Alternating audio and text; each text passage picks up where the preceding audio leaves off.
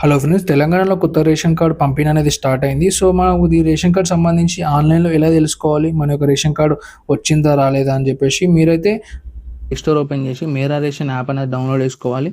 Download చేసుకున్న తర్వాత దాన్ని మళ్ళీ ఇన్‌స్టాల్ అయితే చేయాల్సి ఉంటుంది. ఇన్‌స్టాల్ చేసిన తర్వాత సో, మనకైతే యాప్ అనేది ఓపెన్ అయిపోతుందనమాట. సో, ఇందులో ఏందంటే మన యొక్క రేషన్ కార్డ్ స్టేటస్ కూడా తెలుసుకోవచ్చు. సో, వన్స్ మీరు ఓపెన్ బటన్ మీద క్లిక్ చేసుకున్న తర్వాత మీకు యాప్ అనేది ఈ విధంగా ఓపెన్ అవుతుందనమాట. సో, మీరు పర్మిషన్స్ అయితే ఇచ్చేయాలనమాట. అలో అని మీరు క్లిక్ చేయాలి. తర్వాత యాప్ అనేది మనకి ఈ విధంగా ఓపెన్ అవుతుంది. సో, యాప్ ఓపెన్ అయిన తర్వాత మీ యొక్క లాంగ్వేజ్ అనేది సెలెక్ట్ చేసుకోవాలి. తెలుగా, హిందా, ఇంగ్లీషా.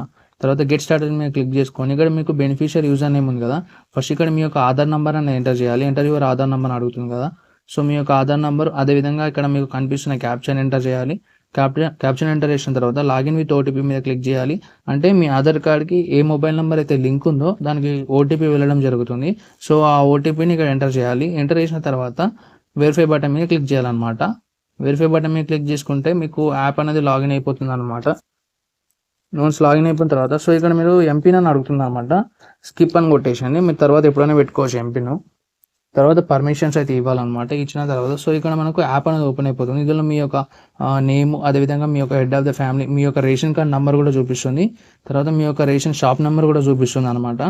సో, మరి ఈ కార్డ్ని మీరు డౌన్లోడ్ కూడా చేసుకోవచ్చు అనమాట. పైన డౌన్లోడ్ సింబల్ చూపిస్తుంది కార్డు మీద. సో, ఈ విధంగా అయితే మీ రేషన్ కార్డ్ నెంబర్ అయితే తెలుసుకోవచ్చు. అదేవిధంగా మీ ఫ్యామిలీలో ఎంతమంది ఉన్నారు, మీ రేషన్ కార్డులో ఎంతమంది ఉన్నారు కూడా చూసుకోవచ్చు అనమాట. మేనేజ్ ఫ్యామిలీ మెంబర్ డీటెయిల్స్ మీద క్లిక్ చేసుకున్నట్టయితే సో, ఇక్కడ మీకు రేషన్ కార్డు మీ ఫ్యామిలీలో ఎంతమంది ఉన్నారు పూర్తి లిస్ట్ అయితే చూపిస్తుంది అనమాట. సో, ఈ విధంగా కూడా చెక్ చేసుకోవచ్చు అనమాట.